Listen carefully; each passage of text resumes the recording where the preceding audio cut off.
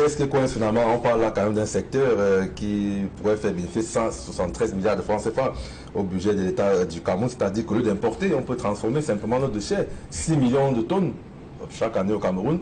Bien que la ville de Douala, c'est 3000 tonnes par jour, c'est beaucoup. C'est une, comment je vais dire ça, c'est un constat. C'est un constat qui est important. C'est-à-dire que le constat, c'est quoi? C'est qu'on vous dit que Douala, par exemple, produit 3000 tonnes de déchets par jour.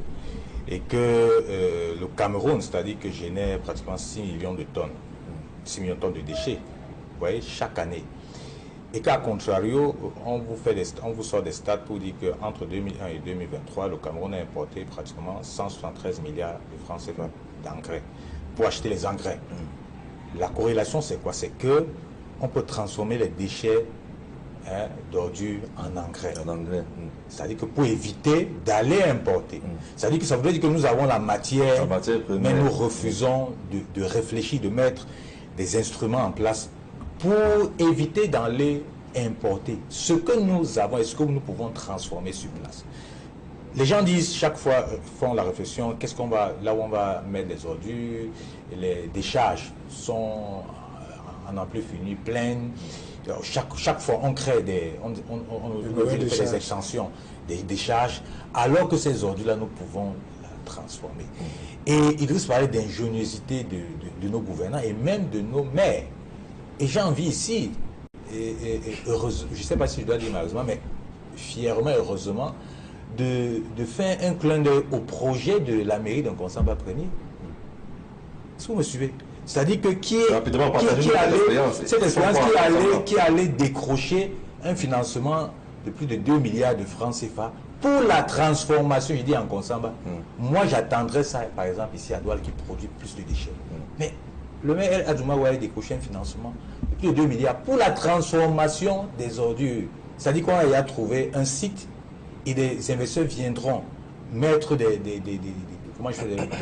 dans quelques années des machines pour la transformation de ces ordures. Donc pour qu'on ne puisse plus ramasser et aller chercher les déchets là où on va les déchets. Et c'est ça l'ingéniosité de ceux qui nous gouvernent. C'est ce qu'ils devraient trouver. Et vous parlez, et c'est pour ça que il faut trouver un moyen de là où on prend les ordures pour aller non seulement déposer ou alors transformer.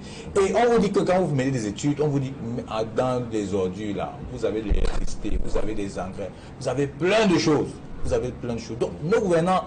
Je ne vois pas, il y a plein de nos jeunes qui ont des idées, oui, que personne n'écoute, personne ne regarde. Ils sont nombreux dans les villes qui ont pensé à Chikamba, à des initiatives pour mettre en avant cette ingéniosité. Oui. Mais écoutez-les, prenez en considération ce qu'ils font sur le plan pratique. Je pense que nos gouvernants, c'est-à-dire qu'on nous a dit que les États généraux, c'est en mai, en début mai, là, je pense la semaine prochaine. Et ces idées-là doivent être maturées pendant les États généraux.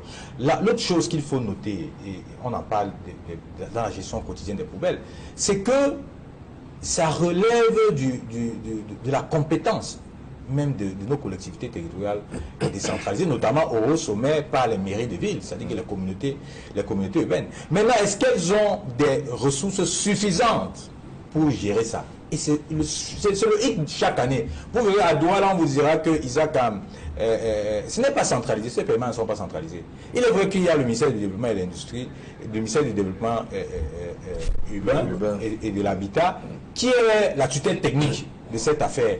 Mais sur le plan financier, elle n'a pas d'ordre à donner au maire. C'est-à-dire que c'est le maire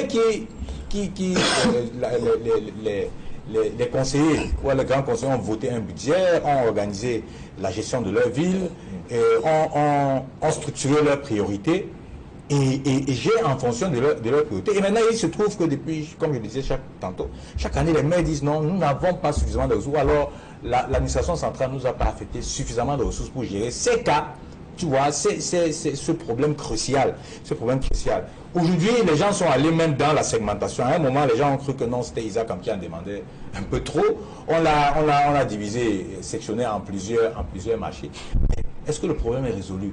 Non, le problème n'est pas véritablement résolu parce qu'à la base, il y a un problème de ressources financières. Et ce qui doit pouvoir résoudre ce problème, il doit y avoir une synergie entre ceux qui gèrent les ressources, notamment le ministère des Finances, qui a aussi ses priorités, qui vous dit qu'il a ses priorités, et les collectivités territoriales décentralisées qui posent des problèmes. Donc l'État doit pouvoir, pendant ces états généraux, savoir où mettre la priorité. Ou qu'on nous dise que peut-être que les ordures ne sont pas une priorité pour l'État du Cameroun, ou alors il faut trouver comment je dis ça, un parallèle pour transformer ces ordures, pour que ce soit, au lieu d'être un poids que nous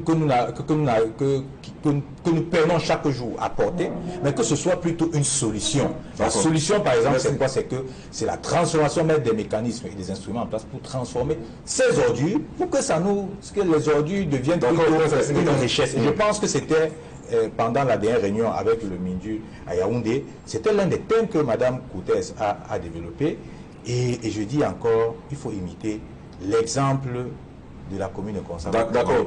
Pour sortir là-dedans, vous parlez de cette volonté pour